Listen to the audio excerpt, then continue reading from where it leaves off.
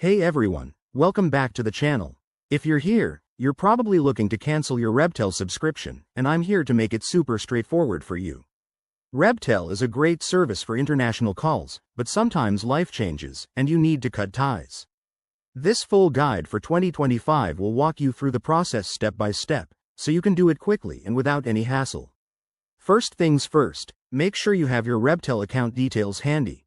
This includes your login email and password. Let's dive in. Step 1. Open the Rebtel app on your phone or head to the Rebtel website on your computer. If you're using the app, tap on your profile icon in the top corner. On the website, log in with your credentials. Once you're logged in, Step 2.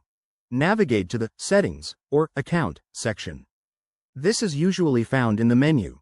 Look for something like Subscription Management or Billing.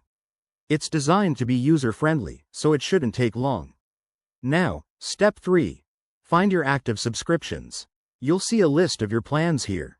Tap or click on the one you want to cancel. Rebtel might ask why you're leaving, but that's optional. Just select it if you want to help them improve. Step 4. Hit the Cancel Subscription button. Double-check everything because this is where you confirm your decision. You'll likely get a prompt to verify, so go ahead and confirm it. After that, Step 5. Keep an eye out for a confirmation email from Rebtel. This will verify that your subscription has been canceled and might include details on any remaining credits or refunds. If you don't see the email, check your spam folder or contact Rebtel support directly through their help center. One quick tip. If you're canceling via the app and run into issues, try switching to the website, as sometimes mobile interfaces can be glitchy. Also, remember that canceling might not stop charges immediately, so check your billing cycle. There you have it. That's how you cancel your Rebtel subscription in 2025. It was easier than you thought, right? If this helped, give it a thumbs up and subscribe for more tech tips.